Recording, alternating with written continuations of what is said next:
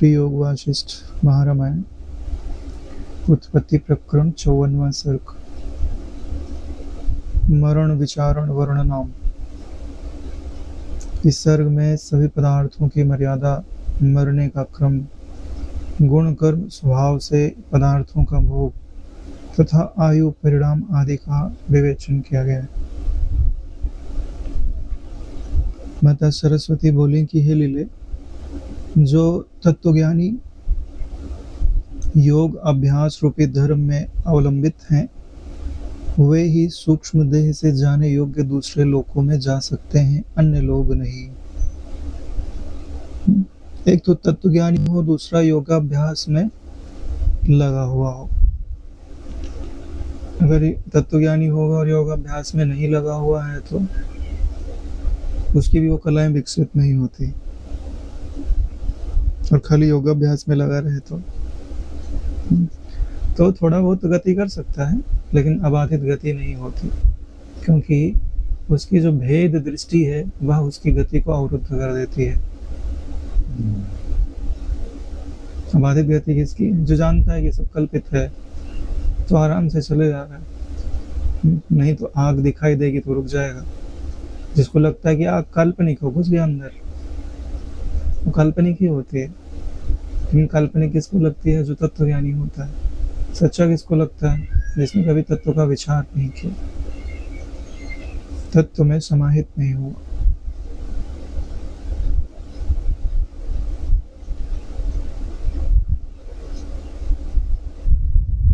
जिसने कभी ऐसी धारणा नहीं की कि मैं ब्रह्म हूं, कभी इस धारणा के साथ वो विश्राम को प्राप्त नहीं हुआ।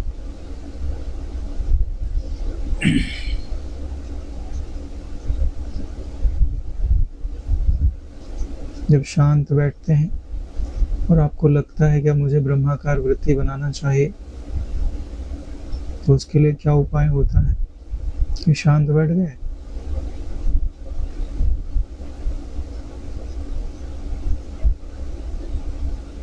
गुंजन कर लीजिए 4-5 प्राण सुषुम्ना में चल रहे हो। फिर धीरे से अफर्मेशन देते जाइए एक एक अंगों को कि आप शांत और स्थिर हो रहे हो। जैसे पत्थर होता है वजन और भारी और हिलता डुलता नहीं है, ठीक वैसे ही शरीर को अफर्मेशन दिया जाता है। तुम पत्थर के जैसे भारी हो रहे हो और स्थिर हो रहे हो।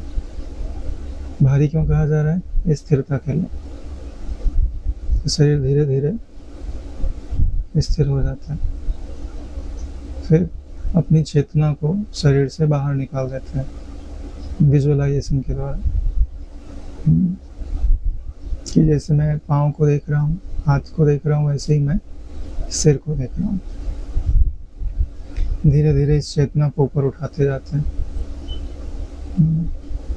सिर को मैं 1 फीट ऊपर से देख रहा हूँ, 2 फीट ऊपर से देख रहा हूँ, छत के ऊपर से देख रहा हूँ, छत को देख रहा हूँ, बिल्डिंग के ऊपर, ऐसे ऐसे ऊपर उठते जाओ। तब तक ऊपर उठते जाओ जब तक पूरी पृथ्वी ना दिखाई दे। जैसे पूरी पृथ्वी दिखनी चालू हो गई, वैसे ही क्या भावना करनी चाहिए कि यह मेरा स्वप्न है। मैं स्वप्न में संपूर्ण पृथ्वी को अपने ही ज्ञान नेत्र से या निराकार दृश्य तन्मात्रा से देखता हूँ। इस संपूर्ण पृथ्वी को मैं अपने स्वप्न में निराकार दृश्य तन्मात्रा से देखता हूँ। यह संपूर्ण पृथ्वी मुझ में ही कल्पित है और इसके सिवाय कोई लोकांतर नहीं है। वो सब चैतन्य में समाहित है। इतना ही दृश्य है, क्योंकि जो दृष्टि सृष्टिवाद है उसमें क्या कहा जाता है? जितनी दृष्टि उतनी ही सृष्टि। जो दृष्टि में नहीं है वो सृष्टि में नहीं गिना जाता। ठीक है, अभी भी कर सकते हो आप। चेतना को ले जाओ, 2 सेकंड तो लगता है। अभी जो दृश्य है उसमें पृथ्वी भी है, जल भी है, अग्नि भी है, वायु भी है, आकाश भी है। तो उसमें कभी आप ये धारणा कर सकते हो कि संपूर्ण पृथ्वी तत्व मैं हूँ, यानी जितने लोग हैं मुझ पर ही चल रहे हैं, सारे कुएं मुझ में ही है, सारे खजानों को मैं अपने भीतर संजो के रखा हूँ। ये योग वासिष्ठ में भी ये सारी धारणाएं वशिष्ठ जी ने करके दिखाई। निर्वाण प्रकरण में पढ़ा हुआ है ना, पृथ्वी की कभी जल की कर लो, कभी तेज की कर लो, कभी वायु की कर लो, कभी आकाश की कर लो, कभी कुछ नहीं, ज्ञान मात्र सत्ता। ये आपकी वृत्ति को ब्रह्माकार बनाने का युक्तियां हैं। ब्रह्म का एक अर्थ होता है विवर्धन, बढ़ना। तो हम बढ़ रहे हैं ना, व्यष्टि से समष्टि की ओर, समष्टि में भी क्रम से पृथ्वी, जल, तेज, वायु, आकाश। विराट से सूत्रात्मा बन गए, सूत्रात्मा से अंतर्यामी बन गए, प्राज्ञ बन गए, ईश्वर हो गए, फिर ब्रह्म हो गए। ये बढ़ना ही तो ब्रह्मता है, व्यापक होना। तो वृत्ति ऐसे ही बनाई जाती है। चलते फिरते भी रहो तो आप कोई भी इसमें से एक तत्व पकड़ लो, वह मैं हूँ। इससे तुम्हारा यह तो छूट जाएगा कि मैं देह हूँ। देह को इसके लिए पहले स्थिर किया, पहले स्थिर करके अभ्यास करते, फिर चलते फिरते भी हो जाता है। तो ऐसे वृत्ति को ब्रह्माकार बनाते हैं। एक दिन यह वृत्ति इतनी प्रबल हो जाती है कि तुमको सच में अनुभव होने लगेगा कि मैं पृथ्वी हूँ, या मैं जल हूँ, या मैं आकाश हूँ। और फिर तुमको एकदम कल्पित लगने लग जाएंगे, और फिर उसी में रस मिलने लग जाएगा। यही तो ब्रह्मानुभूति का द्वार खोलता है। गुरु जी ने तो बोला है 25% ब्रह्माकार वृत्ति तुम बना लो, बाकी हमारी कृपा से बन जाएगी। जिस दिन 25%, 30%, 35% छूने लग जाओगे, उस दिन गुरु कृपा धक्का लगाना चालू कर देगी। प्रार्थना करनी पड़ती है कि मैं यहीं तक जा पा रहा हूँ, अब आप सहायता करिए। ठीक है नारायण।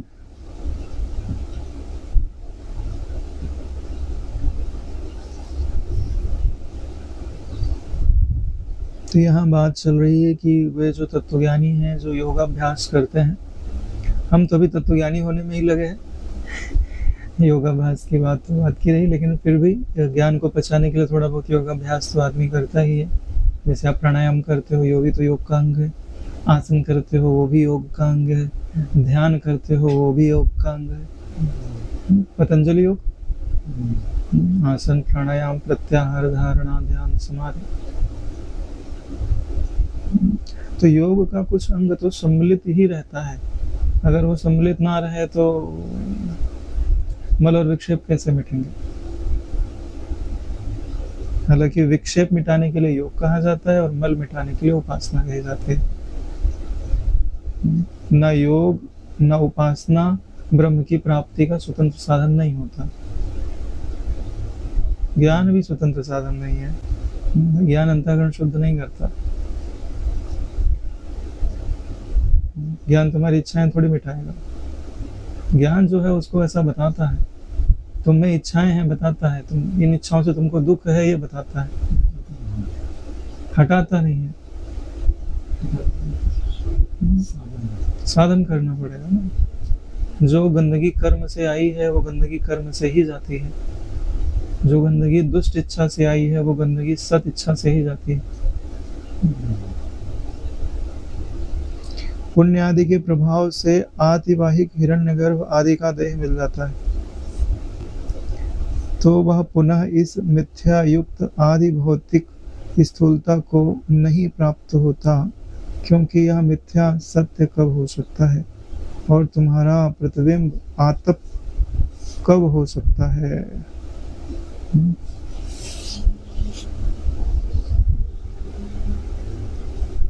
यानी आप में पुण्य आदि है तो हिरण्यगर्भ आदि का भी देह मिल सकता है। हिरण्यगर्भ ब्रह्मा जी का। वैसे भी आप अपनी सृष्टि के ब्रह्मा जी ही तो। लेकिन ब्रह्मा जी नहीं कह सकते अभी आपको आपकी सृष्टि का। क्यों? ब्रह्मा जी का अपने संकल्प पे नियंत्रण है और तुम्हारे संकल्प पे बिल्कुल नियंत्रण नहीं है। इसलिए तुमको तेजस कहा जाता है, हिरण्यगर्भ नहीं कहा जाता। लेकिन तुम हिरण्यगर्भता में प्रवेश कर सकते हो। कैसे? अपने जितने भी विचार हैं, ठीक है, उसमें एक ही तत्व को पहचानो। तुम्हारे मन के अंदर शत्रु की आकृति बने तो बोलना कि भाई ये मैं ही हूं। मन तुम्हारा, तरंग तुम्हारी, तो आकृति भी तुम्हारी, तुम ही वो है ना नारायण। जब मन तुम्हारा, तो मन के हिलने से जो आकृति बनेगी वो भी तो तुम्हारी होगी। जिस दिन ऐसा हो गया उस दिन चमत्कार हो जाएगा। बात तो सच्ची है, लेकिन कॉन्शियस स्वीकार करता नहीं है, क्योंकि सब कॉन्शियस में कुछ और ही संस्कार पड़े है ना।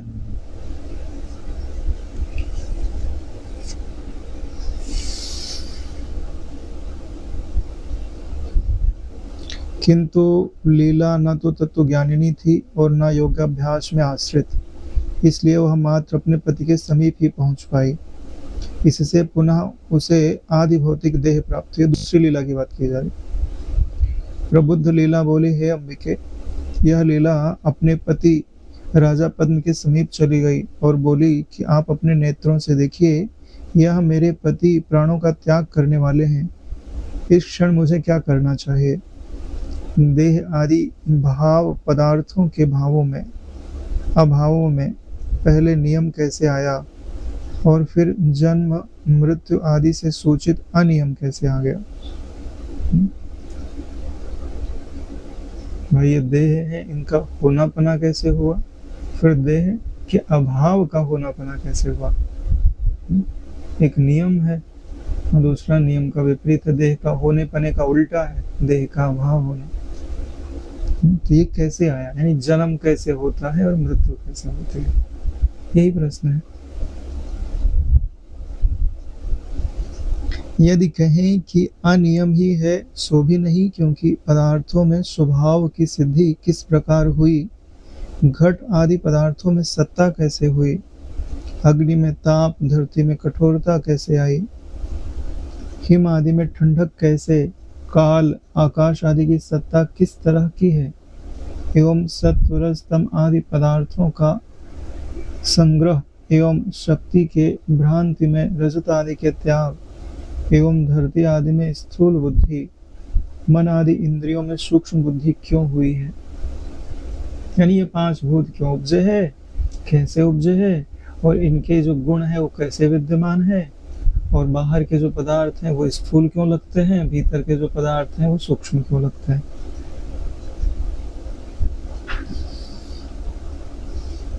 अपनी ऊंचाई के कारण रहने पर भी तृण, झाड़ी, मानव आदि पदार्थ श्यामल, तमाल आदि वृक्षों की भांति अति ऊंचाई को क्यों नहीं पाते? यानी कि कुछ की ऊंचाई ज्यादा है, कुछ की ऊंचाई कम है। तो ये नियम की बात है। कैसा नियम है? इष्ट अनिष्ट सभी जगह नियम न होने से सर्वत्र अविश्वास ही क्यों नहीं होगा? यानी नियम तो होगा ही, तभी तो सृष्टि चलेगी। श्रीदेवी बोली, प्रलय उपरांत जब सभी पदार्थों का विनाश हो जाता है, तब अनंत चिदाकाश रूपी शांत सतबुद्ध रूप केवल ब्रह्म ही रहता है। जैसे स्वप्न काल में अंतःकरण में अवच्छिन्न चैतन्य सर्पता एवं आकाश गमन आदि की अनुभूति करता है, वैसे ही चिद्रूप होने से मैं तेज का कण अर्थात शुद्ध चित्त से युक्त होने से चमकदार सूक्ष्म भूत हूँ, ऐसा जानता है। यानी कि उत्पत्ति का क्रम बता रहे हैं।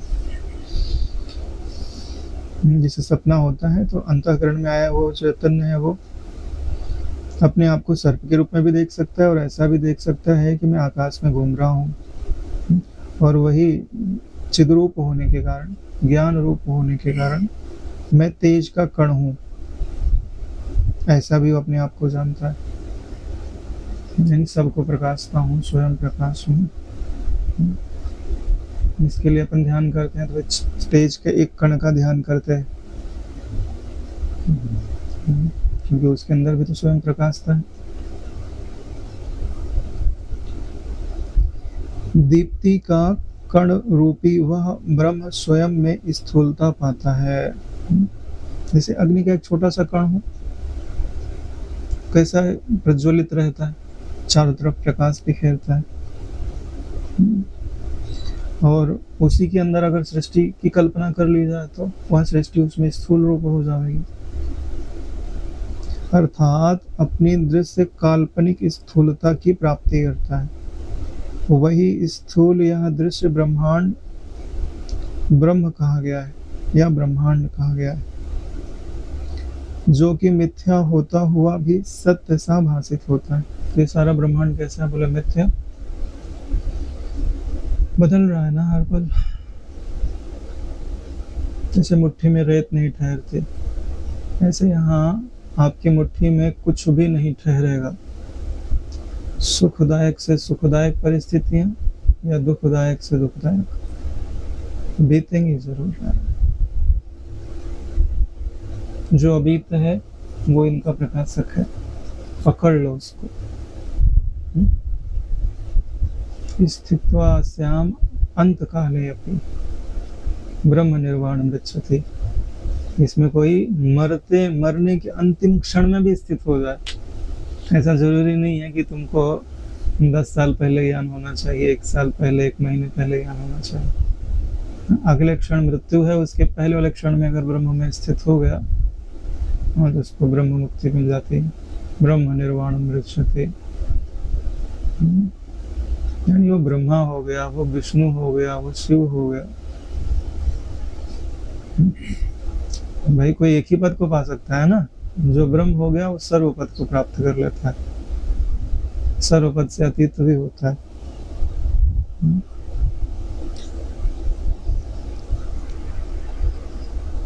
गुरु जी एक सत्संग में बता रहे थे, सुबह का ही सत्संग था। बोले ऐसा भी हो सकता है कि मान लो अंतिम क्षण में उसको विचार नहीं जन्मा, ठीक है, उसका सूक्ष्म शरीर उसको भांसने लग गया देह आदि से पृथक। मैंने पहली बार सुना, ये हो गया होगा 8-10 दिन पहले लगा था सुबह के सत्संग में। बोले कि अगर उसको लगा कि मेरा वापस से फिर से जन्म होगा, क्योंकि तो सूक्ष्म शरीर भास रहा है, अगर उसको तुरंत विचार उपजा कि मेरा जन्म तो होता नहीं है, मैं तो ज्ञान मात्र हूं, अगर यह विचार उपज गया तो उस समय भी वह ब्रह्मता को प्राप्त हो सकता है, आवरण भंग हो सकता है। सूक्ष्म शरीर में रहते हुए आवरण भंग हो सकता है। लेकिन ऐसा तब उपजेगा जब अभ्यास किया हुआ होगा ना। अभ्यास रहना चाहिए। जिंदगी भर अभ्यास किया तो प्रकृति एक मौका देती है।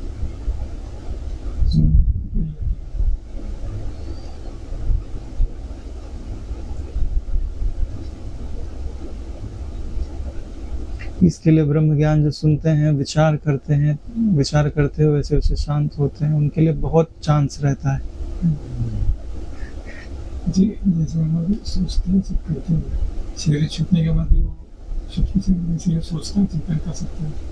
हाँ कर सकते हैं, क्यों नहीं कर सकते। जितना अभ्यास किया उतना तो होता है, ये नया नहीं होगा। जितना पढ़ा है उसको रिपीट कर सकते हैं। क्योंकि ऐसा तो कई बार देखा गया है कि प्रेतों को अपनी मुक्ति का उपाय पता होता है। क्यों पता होता है? पहले सुना हुआ है कि ऐसा करने से मुक्ति हो जाती है, और फिर उसको घोटा उन्होंने कि अब मैं इतना परेशान हूँ, मेरी मुक्ति का क्या उपाय है।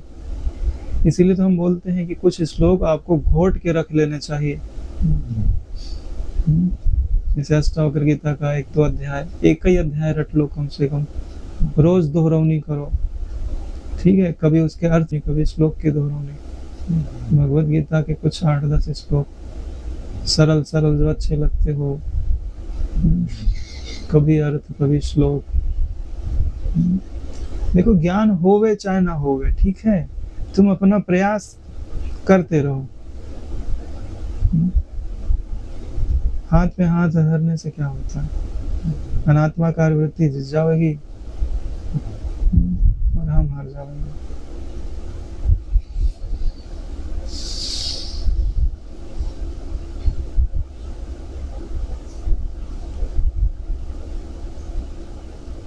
उस ब्रह्मांड के मध्य में स्थित हिरण्यगर्भ नाम का जो ब्रह्म है, वह ब्रह्म मैं ही हूँ। जो यह जानता है तथा बाह्य वासना रूपी दूषित अंश से प्राणियों के कर्म अनुरूप सृष्टि के संकल्प रूप से मनोराज्य करता है, वही सत्य संकल्प रूपी मनोराज्य आत्मा ही यह स्वरूप जगत है।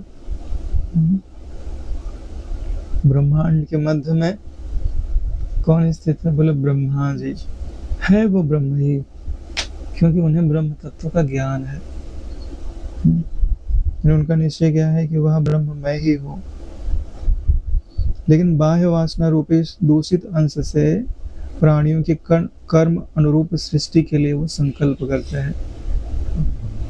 तो जैसे मनोराज्य होता है ना, ठीक ऐसे ही उनका सत्य संकल्प रूपी मनोराज्य ही जगत रूप से स्थित है।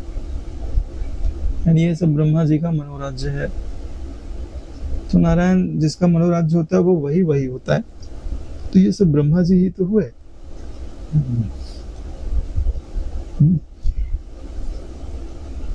अब ब्रह्मा जी विष्णु जी से उपस्थित है।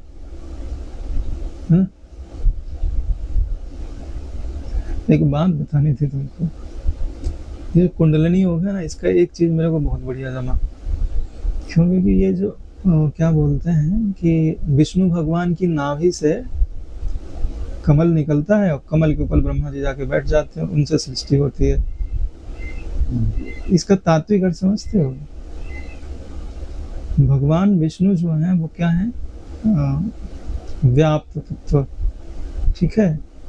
यानी इस धरती के रूप में तो वही विद्यमान है। और जो तुम्हारा मूलाधार तत्व है वही धरती है, ठीक है? यानी कि विष्णु की नाभि है वो।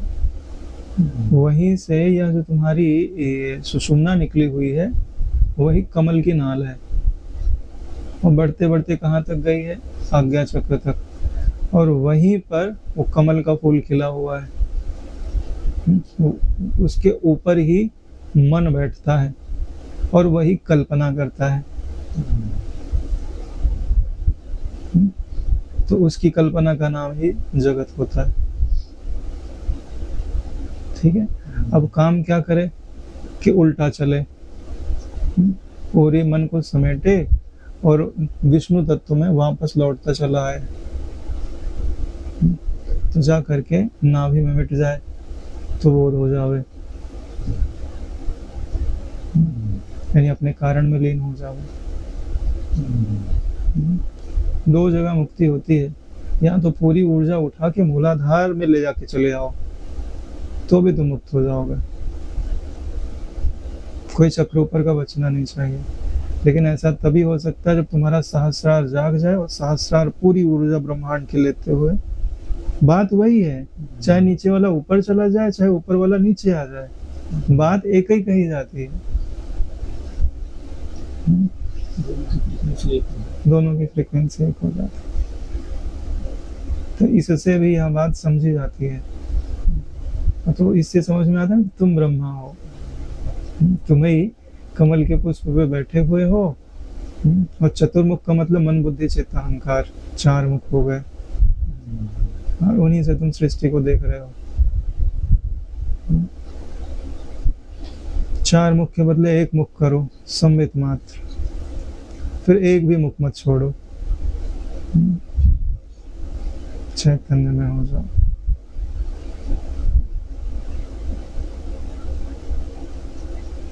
ऐसा मेरे को कुछ दिन पहले ही समझ में आया, तो मैंने सोचा आप लोगों को बता दिया जाए।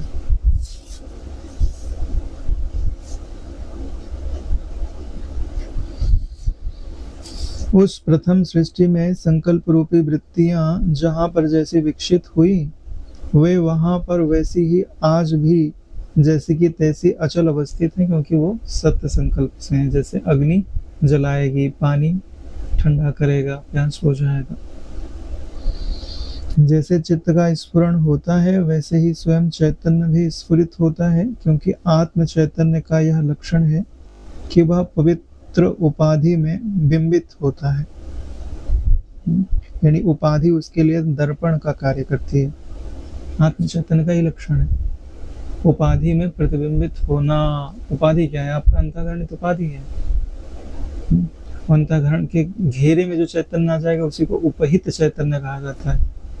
उपाधि के द्वारा जो कटा हुआ दिखाई देता है, बटा हुआ दिखाई देता है, उसको उपहित चैतन्य कहते हैं। हालांकि वो कटता बटता नहीं है, लेकिन लगता है। अतः कोई भी पदार्थ अनियत स्वभाव रूप से प्रकट नहीं होते, उसमें कुछ नियम होते हैं।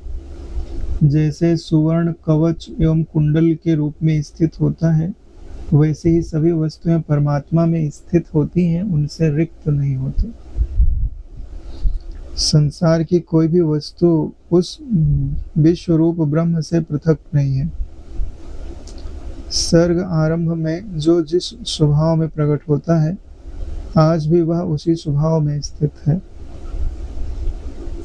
ये मनुष्यों के लिए नहीं कहा जा रहा है, पदार्थों के लिए कहा जा रहा है। मनुष्य को तो अपना स्वभाव बदलते रहता है, रजोगुणी तमोगुणी हो जाता है, सतोगुणी भी हो सकता है, दुर्जन सज्जन हो जाता है, कभी कभी सज्जन भी दुर्जन हो जाता है। वस्तु अपनी सहज सत्तावान का भी त्याग करने में असमर्थ होती है, अतः नियति का विनाश नहीं होता। व्योम रूपी पृथ्वी आदि सर्ग में जैसे सृष्ट हुआ था, उक्त नियति द्वारा आज भी उसी रूप में वह स्थित है। उसमें किसी भी तरह का व्यतिक्रम नहीं होता। चित्त द्वारा जैसा विकास हुआ है वह उसी रूप में रहता है। प्राणी स्वभाववश जीवन मरण एवं स्थिति आदि की अनुभूति करता है, उसमें अन्यथा कुछ नहीं होता। पारमार्थिक दृष्टि से देखने पर यह जगत प्रकट नहीं होता। इतना सब कुछ है, लेकिन फिर क्या कहते हैं? पारमार्थिक दृष्टि से अगर तुम देखते हो तो जगत कुछ नहीं है, प्रकट नहीं है। यह अनुभूत जगत चित रूप व्योम का वैसा ही विस्तार है जैसे स्वप्न प्रांगना के संग संगम होता है। स्वप्नांगना के संग संगम होता है, स्वप्न के जैसा है। मिथ्या ही विश्व सत्य रूप में अवगत हो रहा है। यह प्राणियों की अनुभूति स्वभाव की ही संपदा है। यही नियति का स्वभाव एवं जन्म एवं मृत्यु है। यानी सत्य संकल्प का प्रभाव तो देखो कि है तो सब कुछ मिथ्या, लेकिन सत्य सा प्रतीत होता है। इसका कारण है नियति, जिसने सबको नियत कर रखा है। मैं तुम्हारी भी तो सांसें नियत कर रखी होंगी, कितनी इतनी सांस लोगे। सुख दुख भी तुम्हारे नियत किए हुए रहते हैं कि इतने सुख के प्रसंग आएंगे, इतने दुख के प्रसंग आएंगे। हाँ, ये बात नहीं निश्चित रहती कि सुख के प्रसंग में तुम सुखी ही होगे, दुख के प्रसंग में तुम दुखी ही होगे।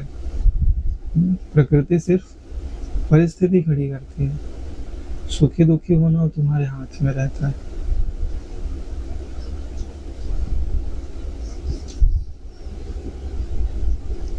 प्रायस्फुरण स्वभाव संबित सर्ग आरंभ में जिस रूप में प्रकट हुई, आज तक उसे कोई रूपांतरित नहीं कर सका, अतः वह इसी से नियति कही जाती है। यानी कि जो संबित है उसका जो स्वभाव है, सर्ग के आरंभ में जैसा था वो वैसा आज भी है, बदला नहीं, इसलिए उसको नियति कहा जाता है। हे लीले, सर्ग आरंभ में चिदाकाश आकाश के आकार का प्रतिभास स्वीकार करने से आकाश दशा को प्राप्त हो गया, तथा काल के आकार का प्रतिभास ग्रहण करने से काल रूपता को प्राप्त हो गया। वह चिदाकाश जब जल के आकार के रूप में प्रतिभास प्राप्त किया तो जलतुल्य होकर स्थित हो गया। देखो, यही तो बात अभी अपन ब्रह्माकार वृत्ति बनाने में बता रहे थे कि वो उल्टा जाना पड़ेगा।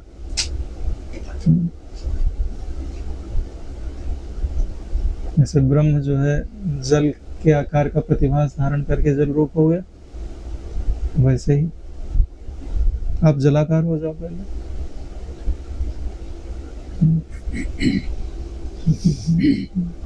हाँ, प्रतिभास प्रतिभास मतलब आभास, आभास आभास हो। प्रतिबिंब रहता है उल्टा, ठीक है, यानी कि है तो दूसरी जगह लेकिन भास इधर रहा है, अपोजिट दिशा में भास रहा है, इसलिए प्रतिभास कहा जाता है, प्रतिबिंब कहा जाता है। बिंब इधर है तो उल्टा इधर है, इसके लिए प्रति हो गया ना, प्रति यानी उल्टा, अपोजिट डायरेक्शन में जो हो गए।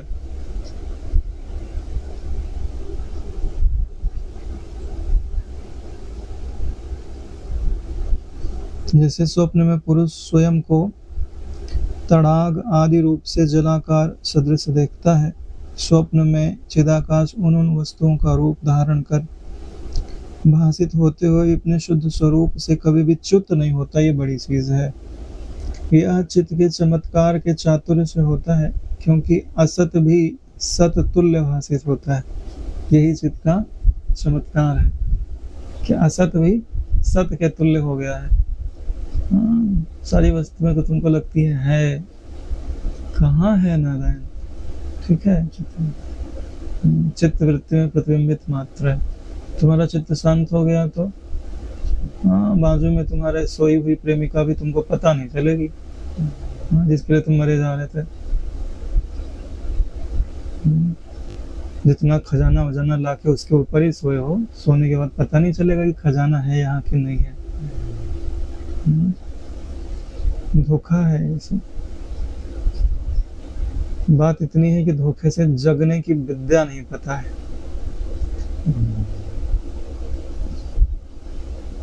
कई बार तो क्या होता है पता है, सत्संग सुनने से थोड़ा बहुत जान तो जाते हैं, लेकिन सपने से ही मोह रहता है, कहीं ये टूट ना जाए,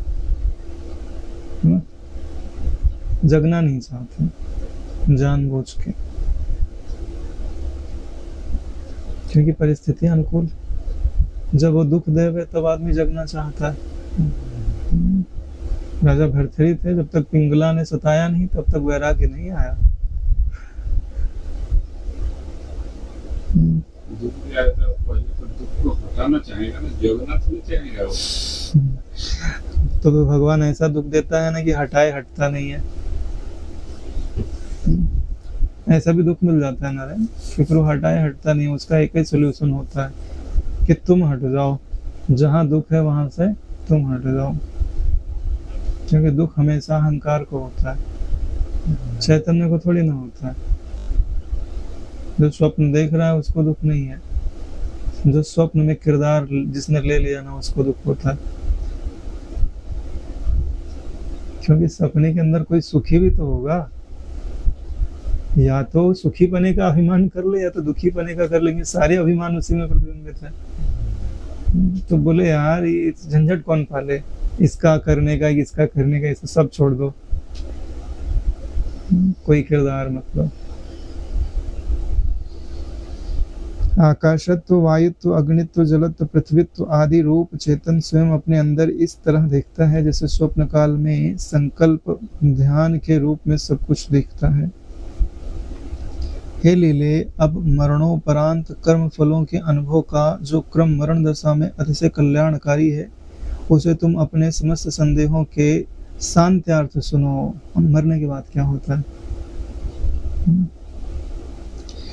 जो आदि सर्ग में सतयुग आदि में मानवों की आयु का नियम कलयुग में 100 वर्ष, द्वापर में 200 वर्ष, त्रेता में 300 वर्ष और सतयुग में 400 वर्ष नियत है। यानी कलयुग में मनुष्य 100 साल जिएगा, द्वापर में 200 साल जिएगा, त्रेता में 300 साल जिएगा, कलयुग में 400 साल जिएगा। हाँ सॉरी, सतयुग में 400 साल जिएगा। इस आयु के न्यूनाधिक होने की अन्य नियति है, उसमें भी कई लोग ज्यादा जी जाते हैं या कम भी जी जाते हैं। इसका कारण कहता हूँ सुनो। कर्म, देश, काल, अनुष्ठान एवं द्रव्य की शुद्धता एवं अशुद्धता, न्यूनता एवं अधिकता मानवों की आयु में कारण है। क्योंकि वहाँ का देश कैसा है, उसके कर्म कैसे हैं, कौन सा पदार्थ खाता है, उस पर भी आयु निर्भर करती। अपने कर्म धर्म की हानि से जगत में मानवों की आयुष्य की हानि होती है। कर्म उल्टा धर्म उल्टा तो आयु कम हो जाती है। धर्म कर्म की वृद्धि होने से आयुष्य की वृद्धि होती है। समान होने से जिस युग में आयु निश्चित है उसी के तुल्य रहती है। अगर न्यूट्रल है तो जितनी आयु मिली है होती रहेगी, ना घटेगी ना बढ़ेगी। बाल्यकाल में मरणदायी कर्मों से बाल्यकाल में ही मृत्यु हो जाती है, अर्थात जिस कर्म के करने से बाल्यकाल में मृत्यु होती है वैसे आचरणों का अनुष्ठान करने वाले से युवा काल में मृत्यु देने वाले कर्मों से वृद्ध होकर मृत्यु को प्राप्त होता है। यानी पूर्व में जैसे कर्म किए हैं उसके अनुसार ही फल प्राप्त होता है। ऐसे कर्म किए हैं जो ज़्यादा ही दुष्ट हैं तो बाल्यकाल में ही मृत्यु, फिर युवा में मृत्यु, फिर वृद्धा में मृत्यु होती है। उसमें कर्म ही कारण होते हैं। शास्त्र प्रतिपादित धर्म का अतिक्रमण किए बिना शुरू किए गए स्वधर्म का अनुष्ठान करता है, वह पुण्यात्मा शास्त्र वर्णित पूर्ण आयु का भाजन बनता है। इन शास्त्रों में जो धर्म बताया गया है उसका उल्लंघन ना करे और पुण्य कर्मों का अनुष्ठान करे, स्वधर्म में निरत रहे, तो जितनी आयु दी गई है वो उतनी आयु अवश्य भोगता है। इस प्रकार स्वकर्म अनुसार जीव अंत दशा को प्राप्त होता है, यानी मृत्यु को प्राप्त होता है। आयु के पूरा हो जाने पर व्यक्ति को मर्माहत करने वाली वेदना का प्रत्यक्ष अनुभव होता है। बड़ी पीड़ा का अनुभव होता है जब आयु पूरी हो जाती है, प्राण निकलने होते हैं। ऐसे बोलते हैं कि हजारों बिच्छू एक साथ डसते हैं तो इतनी पीड़ा का अनुभव होता है।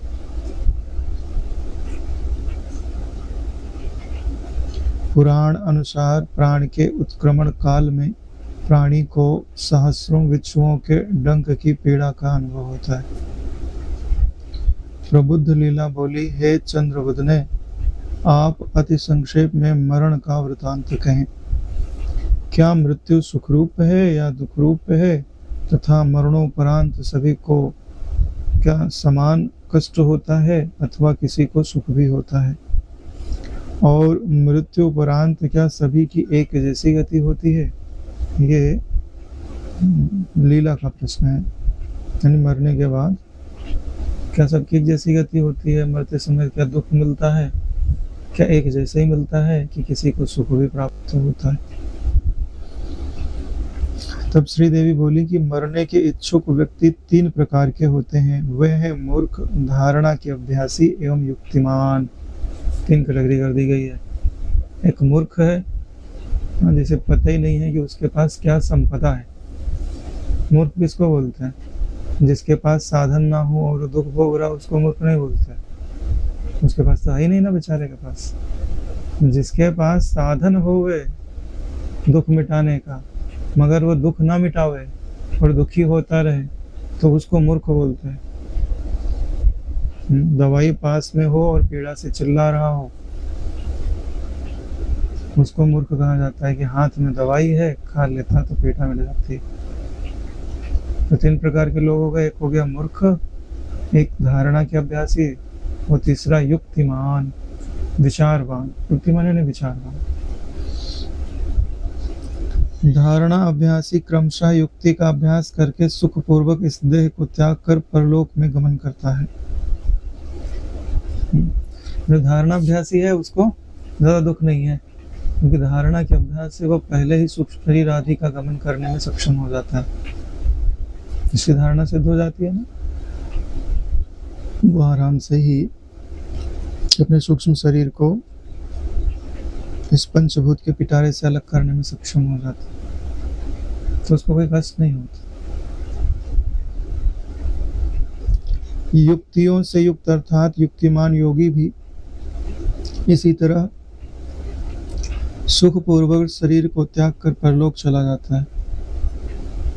जिसे धारणा का अभ्यास नहीं है तथा युक्तिमान भी नहीं है वह विषय वशीभूत आत्मा मूर्ख अपने मृत्यु काल में विविध दुखों में फंसकर विषयासक्त हो विषय की विवस्था का अनुभव करता हुआ कटे हुए कमल की भांति दैन्य भाव को प्राप्त होता है। यानी उसको विषयों का ही अभ्यास है, विषयों को वो छोड़ नहीं पाता। तो जो उसके पुत्र परिवार आदि है वो भी विषय हो गए, या उसको कुछ खाने की, पीने की, देखने की इच्छा हृदय में प्रबल है, वो भी विषय हो गए। तो वो विषय करते क्या है कि प्राण को इसी शरीर में बनाए रखना चाहते हैं कि जिससे अधिकाधिक विषयों का उपभोग मैं करता रहूं। तो जब रसाकसी होती है तो कुछ ज़्यादा ही पीड़ा होती है, अगर एक छोड़ दिया जाए तो कम पीड़े में निकल काम हो जाए। जब तुम पकड़ के खींचोगे और वो भी खींचेगा विपरीत दिशा में तो ज़्यादा ही पीड़ा का अनुभव होता है।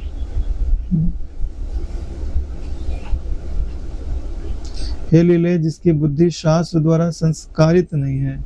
अभी हम लोग क्या कर रहे हैं, अपनी बुद्धि को शास्त्रों से संस्कारित कर रहे हैं। गुरु जी का सत्संग सुनते हैं तो सत्संग से भी बुद्धि संस्कारित होती है। क्या पता चलता है ना कि क्या आत्मा है, क्या अनात्मा है, क्या कर्म है, क्या विकर्म है, क्या अकर्म है, निश्चिंत कैसे हुआ जाता है। ये सारी युक्तियां तो गुरुजनों के मुख से सुनने से ही प्राप्त होती है। शास्त्रों में तो एक चीज ये भी रहती है कि शास्त्र जब लिखे गए थे तो देश काल अलग था, लेकिन गुरुजन तो होते हैं तो जो देश काल अभी का है उसके अनुसार वो युक्तियों को बनाते हैं, इसलिए उनकी उपयोगिता ज्यादा बढ़ जाती है।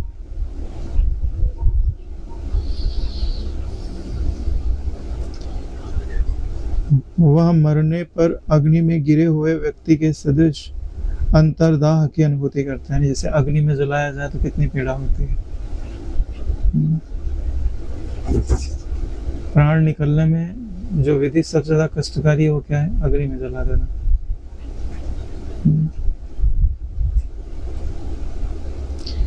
उस अज्ञानी का कंठ जब कफ से घर घर शब्द करता है, दृष्टि एवं वर्ण विरूप हो जाते हैं, तब वह अतिशय दीन होकर प्राणों को त्याग देता है।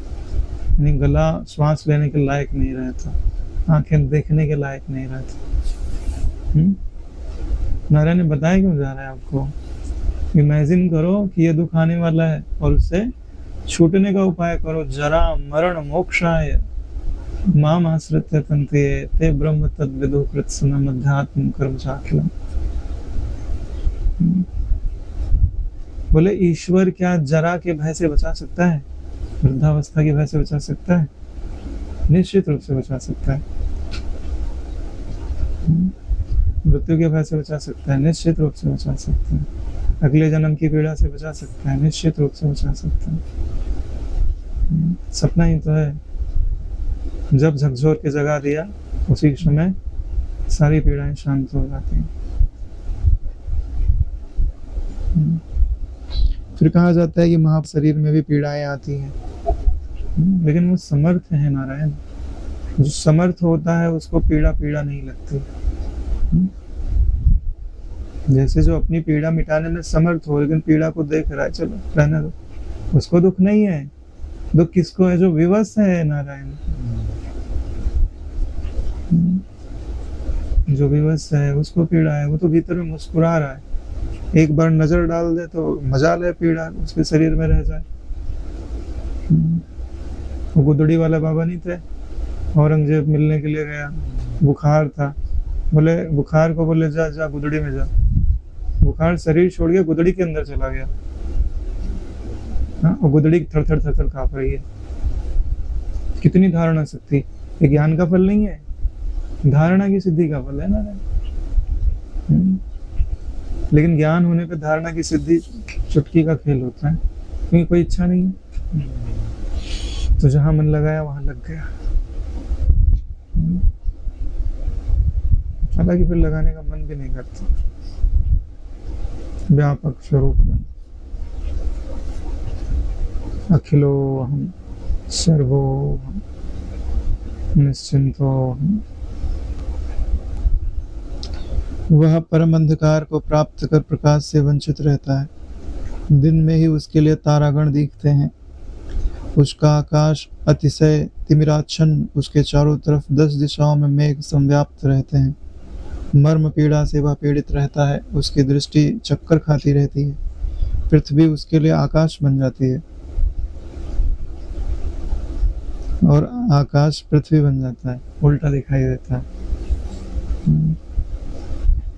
यानी उसको लगेगा कि भाई मैं पृथ्वी में दब के मर जाऊंगा। ऊपर पृथ्वी दिखाई देगी, नीचे आकाश दिखाई देगी, उल्टा दिखाई दे रहा है। या तो लगेगा कि मैं नीचे गिर जाऊंगा।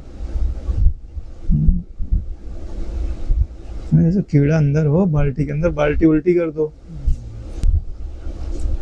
सभी दिशाओं का चक्र उसे भ्रमण करता हुआ सा जान पड़ता है, यानी दिशाएं घूम रही होती हैं। स्वयं मानो सागर में बह रहा है ऐसा भान होता है। मानो प्रगाढ़ निद्रा के वशीभूत है और उसे कोई आकाश में घसीटे लिए जाता है। मृत्यु के समय अज्ञानी की मृत्यु का वर्णन है कि आकाश में कोई घसीटे लिए जा रहा है। मानो अंधकूप में गिर गया है, मानो शिला के नीचे दबाया गया है। अपने दुखों को दूसरों से कहना चाहता है, किंतु वाणी के जड़ होने से अक्षर स्पष्ट नहीं निकलते। मानो हृदय छिद गया है, विकट आंधी में फेंका हुआ, मानो आकाश पथ से गिर रहा है। अति वेग युक्त रथारूढ़ हिम तुषार की शिला की भांति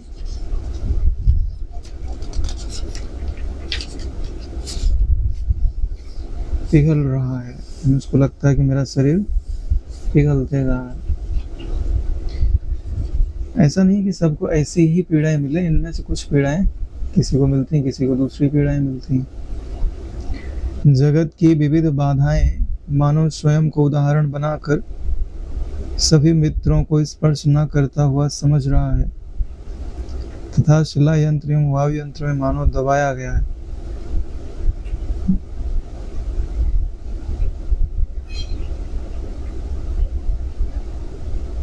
यानी जितनी भी बाधाएं हैं सब उसी को प्राप्त हो रही हैं। उसके किनारे पे जो मित्र आदि खड़े हैं उनको तो छू नहीं रही है, उसी को छू रही है। उसको ऐसा ही महसूस होता है। भ्रमी यंत्र में मानो रस्सी से बांध कर उसे कोई खींच रहा है। भ्रमी यंत्र यानी रहट, जैसे पानी निकालते थे उसमें बांध कर कोई नीचे से ऊपर, ऊपर से नीचे घसीट रहा है। जल के भ्रमण में मानो स्वयं घूम रहा है, यानी उसमें पानी घूमता है, इसमें वो स्वयं घूम रहा है। उसे ऐसा प्रतीत होता है शस्त्रों के यंत्रों में प्रविष्ट कराया जा रहा है। जो शस्त्र होते हैं, जैसे तोप होती है, तोप के अंदर उसको ही भर के उड़ा देगा।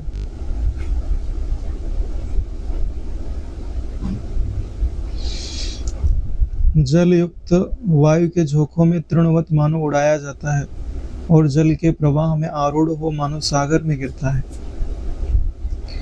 अनंत आकाश के छिद्र वाले चक्रवर्त में मानो गिरा जा रहा है। पृथ्वी की विपरीत स्थिति की अनुभूति करता हुआ स्थित समुद्र तुल्य चहुओर गिरता एवं उछलता हुआ तथा अपने निश्वास के शब्दों को सुनकर भ्रांतिवश समस्त इंद्रियों के घाव से युक्त होता है। यानी उसकी जितनी भी इंद्रियां सभी दुख देती हैं उस समय। उसकी समस्त इंद्रियों की शक्ति वैसे ही धुंधली पड़ जाती है जैसे सूर्यास्त होने पर मंद मंद प्रकाश वाली दिशाएं काली हो जाती हैं, अर्थात वैसे ही कर्म क्षमता मंद पड़ जाती है। मंदता को प्राप्त हुई उसकी स्मृति पूर्व अपर को वैसे ही नहीं जानती जैसे पश्चिम संध्या के बाद विनष्ट हुई आंखों की शक्ति अष्टम दिशाओं में पूर्व और अपर को नहीं जानते। जिनकी इंद्रियों में अब जानने की शक्ति नहीं रही, बुद्धि में स्मरण करने की शक्ति नहीं रही, इसलिए तो बोलते हैं जो अभ्यास होता है वही उभरता है। तुम जानबूझ के वहां कुछ कर नहीं सकते। परीक्षा की घड़ी होती है, परीक्षा में तुमको जो रटा हुआ है, जो याद है, वही लिख सकते हो। हाँ, देख के लिख नहीं सकते, चीटिंग नहीं कर सकते तुम वहाँ पर। यहाँ तो कोई कर भी ले वहाँ नहीं होती। हाँ, तुम गुरु भक्त हो, गुरु की कृपा है तो हो सकता है कि कुछ रियायत मिल जावे, गुरु सामने खड़े हो जावे, उनके प्रभाव से तुम्हारी पीड़ा कम हो जावे और बोले सुना नहीं है सत्संग, तू कौन है? तो शायद तुमको याद आ जाए कि मैं वही हूँ। लेकिन ऐसा कौन करा सकता है? जिसमें योग सामर्थ्य भी हो और ज्ञान सामर्थ्य भी हो।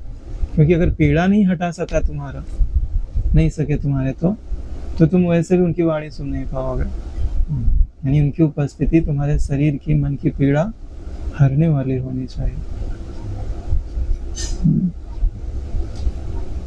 अतः वह अज्ञानवश महामोह में गिर जाता है।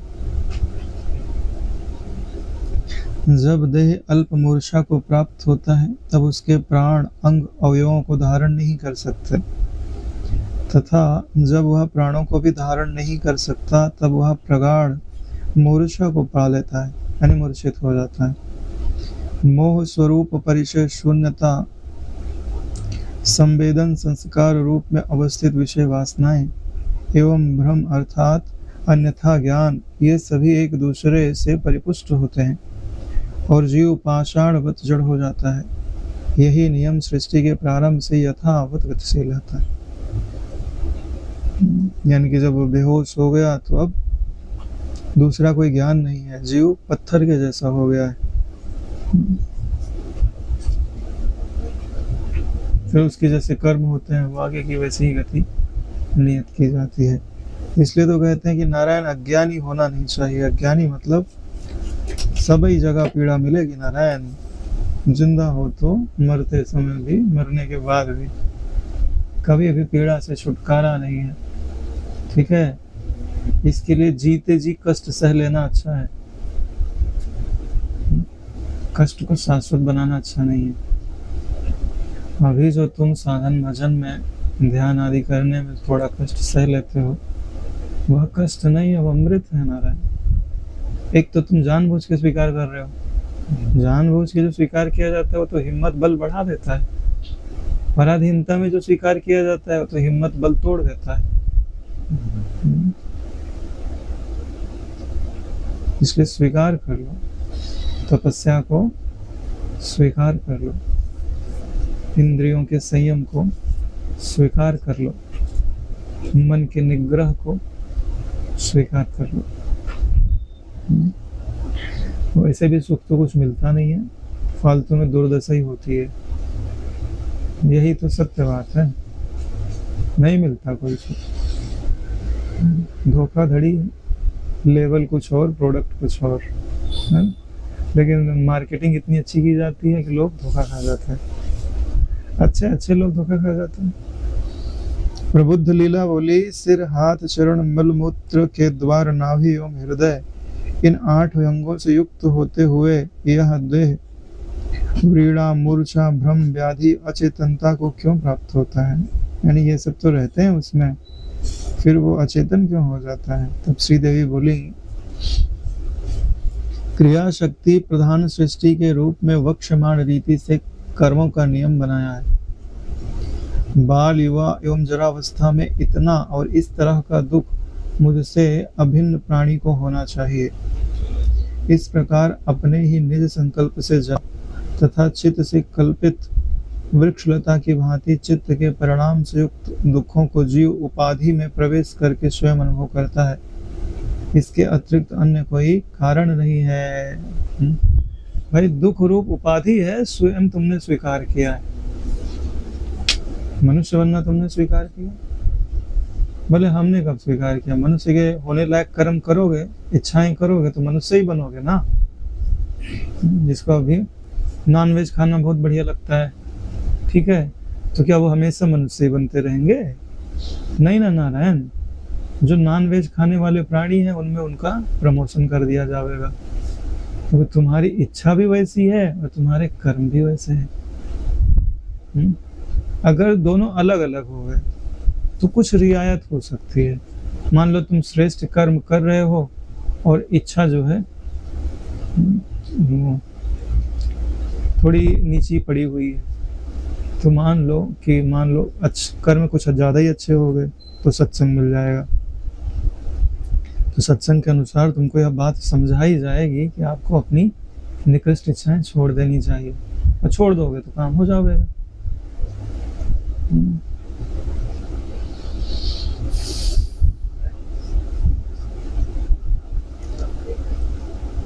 इसके अतिरिक्त अन्य कोई कारण नहीं है।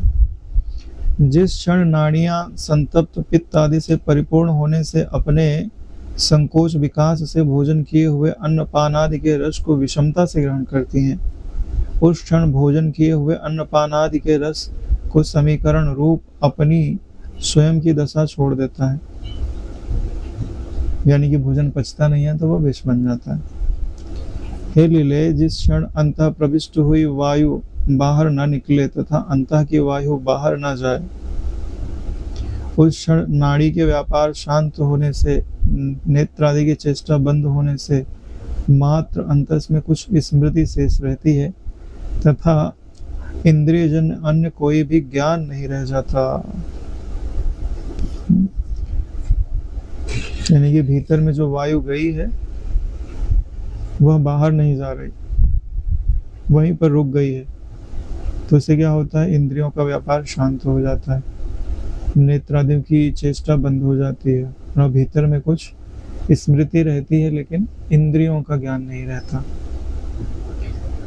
जब अपान वायु प्रविष्ट नहीं होती, मुख एवं नासिका से प्राण वायु भी बाहर नहीं निकलती, तब देह की समस्त नाड़ियां गति शून्य हो जाने से व्यक्ति मृतक कहलाता है।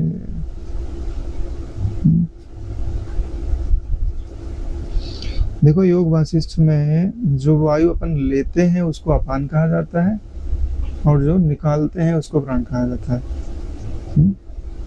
और दूसरी जगह जो लेते हैं उसको प्राण कहा जाता है, जो निकालते हैं उसको अपान कहा जाता है। हालांकि प्राण ही निकल रहा है, अपान वायु तो नीचे स्थित होती है।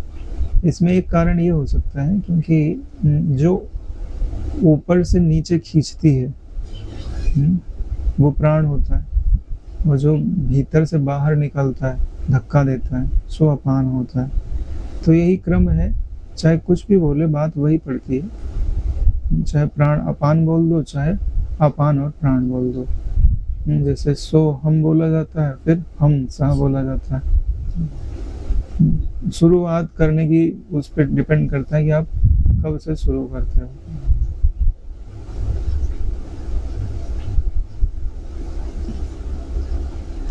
मुझे इतने समय में विनष्ट हो जाना चाहिए, ऐसे पूर्व जन्म के चित्त संकल्प से युक्त नियति द्वारा प्रेरित संबित विनष्ट हो जाती है।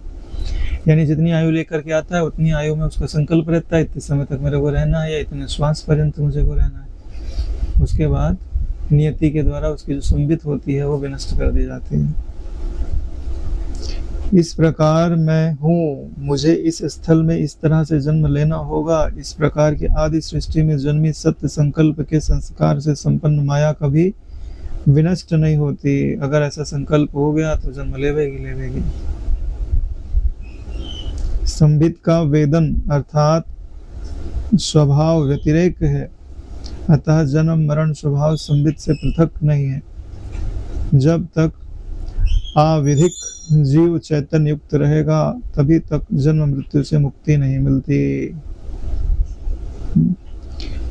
भाई, जब तक जीव चैतन्य युक्त रहेगा तभी तक जन्म मृत्यु से मुक्ति नहीं मिलती।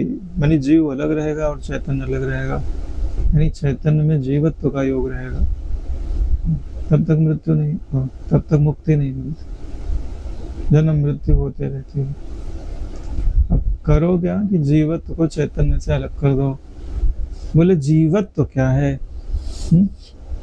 देखो, प्राण को धारण करने की जो इच्छा है वही क्या कहलाती है? जीव कहलाती है। अब प्राण को आप धारण क्यों करना चाहते हो? क्योंकि इस जगत में कुछ पाना चाहते हो, क्योंकि इस जगत में बिना प्राण के तो कुछ पाया नहीं जाता। तो इस जगत की सारी इच्छाएं अगर छूट जाए तो अभी मुक्त होना है।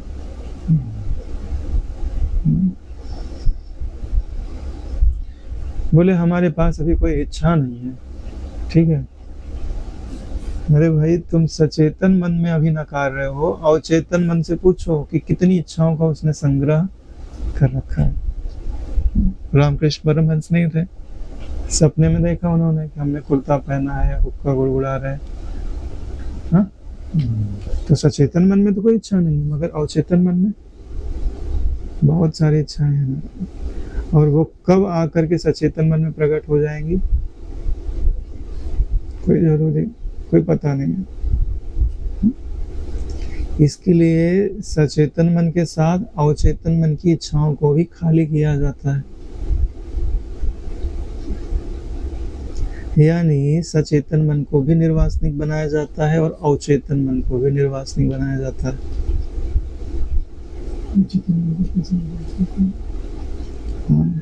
ये तो आप लोगों को विचार करना है। नहीं तो अवचेतन मन में जो इच्छाएं पड़ी हैं, समय समय पर आपके सचेतन मन में वो उपजाते रहेगा। अभी आपको लगेगा कोई इच्छा नहीं है, थोड़े समय बाद इच्छा दिखाई देना चालू हो जाएगा। कहाँ से आती है? गोदाम से आती है। गोदाम हटाओ, दुकान में तो कोई माल नहीं है, लेकिन गोदाम में तो भरा पड़ा है। गोदाम साफ कर दो तो फिर दुकान तो फटाफट साफ हो जाती है।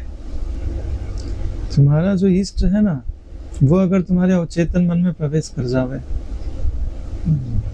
तो हो सकता है वहां से सारी इच्छाएं भाग जावे।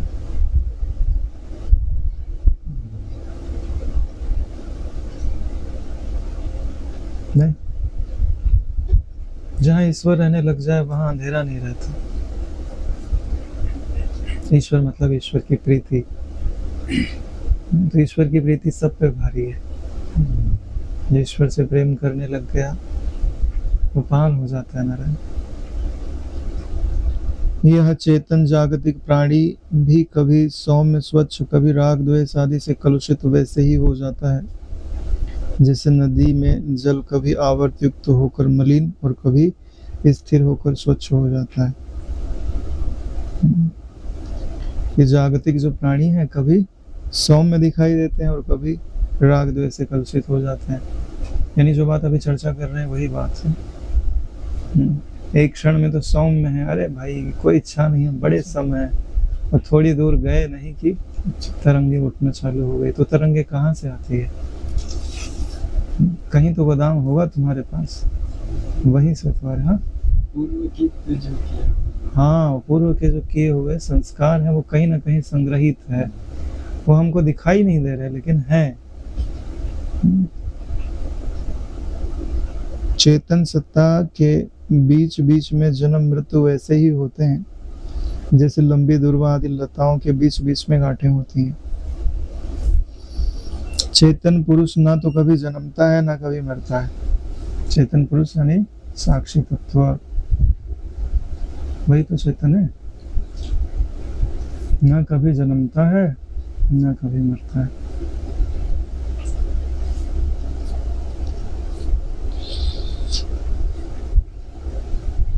भ्रांत पुरुष ही स्वप्न काल के भ्रम के तुल्य जन्म मृत्यु आदि को देखता है।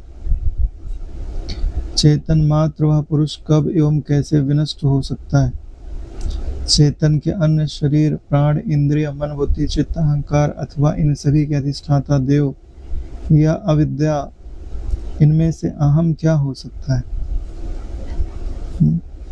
यही, इनमें तो कोई भी अहम नहीं हो सकता, न मन में, न बुद्धि में, न देह इंद्रियों में।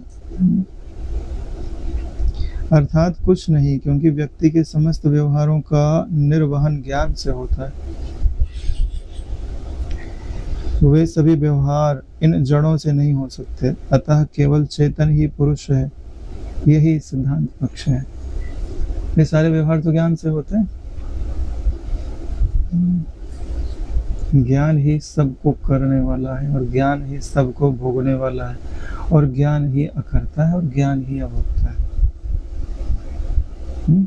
सर्वकर्ता भी वही, सर्वभोक्ता भी वही, अकर्ता भी वही, अभोक्ता भी वही। जिस दृष्टि से देखो। हाँ, लेकिन उसको तुम परिच्छिन्न नहीं कर सकते। बनाओ तो पूरा बनाओ, अधूरा तो बन ही नहीं सकता, है ना। होगा तो सारे कार्यों का करता है, नहीं तो कुछ नहीं करता। थोड़ा बना के छोड़ने वाला नहीं है नारायण, वो पूर्ण है, करेगा तो पूरा, नहीं तो नहीं करेगा। चेतन की मृत्यु कब किसने अनुभव की है? क्योंकि साक्षी शून्य मरण कभी हो ही नहीं सकता। हा? साक्षी शून्य मरण नहीं हो सकता, मतलब मरने को कोई जान रहा है, तो जो जान रहा है वो मर थोड़ी ना रहा है।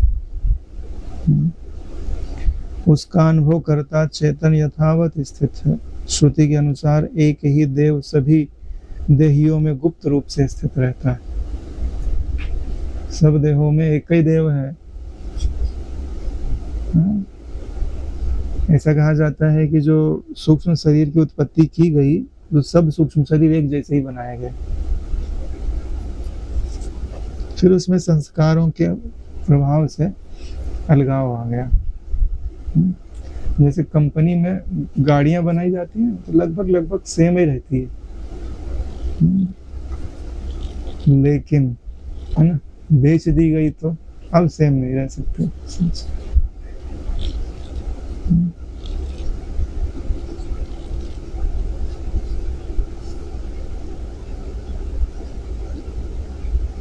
इस भेद में कुछ भी प्रमाण नहीं है, तो भी उस एक चेतना के मरने से समष्टि चेतन का मरना क्यों न होगा, तथा उस मरण से निरुपादन जगत सत्ता का संभव होने से सर्वभाव में मरण का दोष क्यों नहीं आएगा? ये प्रश्न का उत्तर तो बापूजी बहुत बार देते हैं। अरे भाई, चेतन थोड़ी आया देह के अंदर, चेतन का प्रतिबिंब आया, ठीक है। अब एक उपाधि तुम मिटा दो तो वहां प्रतिबिंब दिखना बंद हो जाएगा, लेकिन प्रतिबिंब तो रहेगा ना।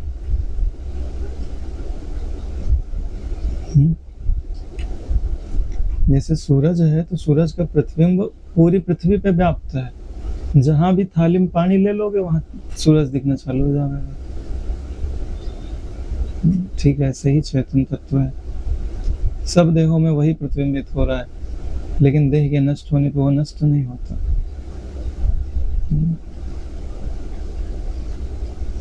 पुनरावृत्ति नहीं है, जैसे रिएक्शन होती है ना, बाई डायरेक्शनल, इधर भी जा रही है उधर भी जा रही है, ऐसा नहीं है ना। सब देहों में एक आत्मा है, तो एक देह के नष्ट होने से आत्मा नष्ट हो जाएगा। अरे सारी देह नष्ट हो जाए तो भी नहीं नष्ट होने वाला है। वह चेतन तो स्वयं एवं जीव अनुभूति करता है। चेतन को पता है कि मैं जीव की अनुभूति कर रहा हूँ, है ना।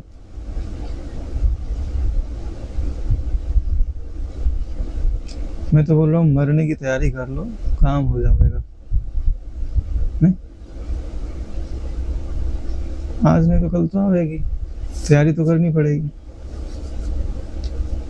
जैसे आदमी ट्रिप पे जाता है तो बैग वैग पैक करके रख लेता है, क्या क्या सामान लगेगा, क्या जरूरत पड़ेगी। कई लोग तो बैग वैग पैक कर लेते हैं, टिकट ही छोड़ देते हैं। हाँ, तो वापस ही आना पड़ता है। कुछ सामान छूट जाए तो खरीदा जा सकता है, ट्रेन का टिकट तो कहाँ मिलेगा। तो मुख्य चीज क्या है? ब्रह्म विद्या। वही तुम्हारा सामान भी है, वही तुम्हारा टिकट भी है। अपने आप को पहचान लो और मृत्यु को घटित होने दो। मृत्यु इसी समय भी तो घट रही है। मृत्यु करती क्या है? तुमको देह से अलग यही तो करती है, तुमको देह से अलग ही तो करती है मृत्यु। तो तुम आज देह को अपने से अलग कर दो, घटित होने दो मृत्यु को। देह वह रही, देह कल्पित रही और मैं सत्य ठहरा। तो कल मेरे को छोड़ेगी तो मैं तेरे को आज ही छोड़ देता हूँ। जिसका ये निश्चय है वह सुखपूर्वक जीता है और सुखपूर्वक मरता है। मरता क्या है, जीता भी क्या है? उसमें जीना और मरना प्रतिबिंबित होता है, मतलब दर्पण ठहरा नारायण।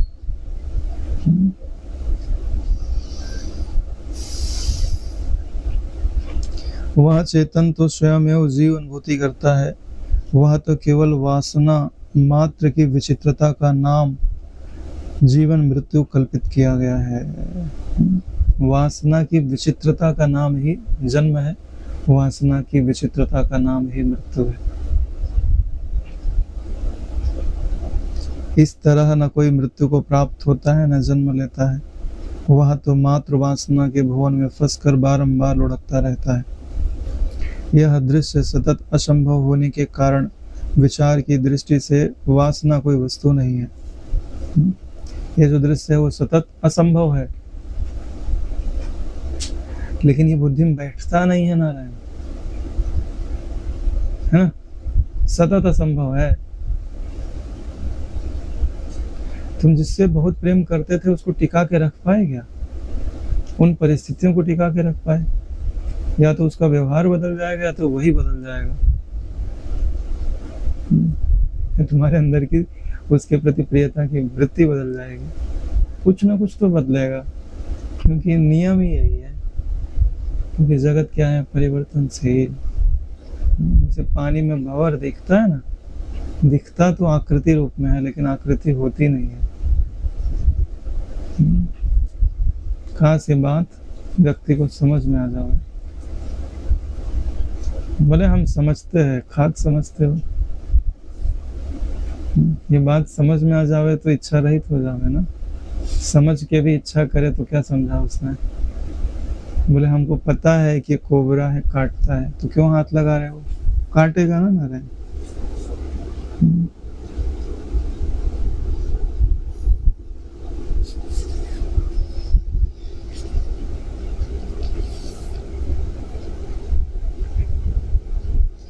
वहां तो मात्र अभिमान के अधिकरण का विनाश ही निश्चित होता है।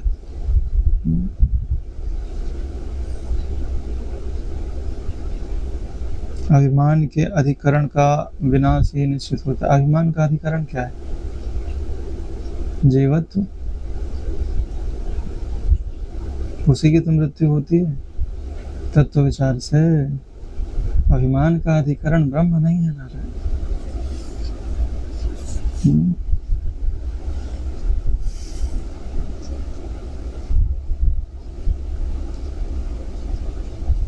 जगत के भय से वैराग्य आदि साधन संपन्न प्राणी गुरु द्वारा श्रवण मनन आदि अभ्यासों से भ्रांतिवश प्रकट हुए इस जगत प्रपंच को यथार्थता सम्यक दर्शन से अनुत्पन्न निश्चय कर के उत्पन्न ही नहीं हुआ है, देख कर मूल अविद्या के विनाश से सर्वथा द्वैत वासना से रहित हो मुक्त हो जाता है। क्या बात! जगत के भय से, यानी पहली बात तो जगत का भय होना चाहिए। कौन सा भय होना चाहिए? जगत देगा दुख। अभी तो इतना सारा दुख का वर्णन किया, तो दुख तो देवेगा ही देवेगा। तो फिर दुख से के कारण वैराग्य होता है। वैराग्य आदि साधन संपन्न प्राणी, ठीक है, यहाँ तक क्या घटित हो गया? विवेक वैराग्य, षड संपत्ति भी हो गई। अब मोक्ष की इच्छा जगी, तो कहाँ गया? बोले गुरु उपसदन, गुरु के पास गया। तो श्रवण मनन आदि अभ्यासों से भ्रांतिवश प्रकट हुए इस जगत प्रपंच को यथार्थता सम्यक दर्शन से, यानी अधिष्ठान तत्व को बराबर देखने लग गया। सम्यक दर्शन, दर्पण में भले दृश्य दिखाई दे रहा है लेकिन वो दर्पण को पहचान रहा है। कुर्सी नहीं है दर्पण के अंदर, वो दर्पण है। बड़ा कठिन काम है। दर्पण के किनारे किनारे देखो तो आईना पता चल जावे, बीच में देखते हैं ना, इसके लिए कुछ पता ही नहीं चलता। किनारे मतलब जहाँ दृश्य नहीं है, फ्रेम व्रेम लगी है, वहां पता चलता है ना कि ये दर्पण है। ऐसे ही ये जो दृश्य आपको पृथ्वी पे दिखाई दे रहा है, इसके चारों तरफ देखो खाली जगह, तो वहां पता चलता है।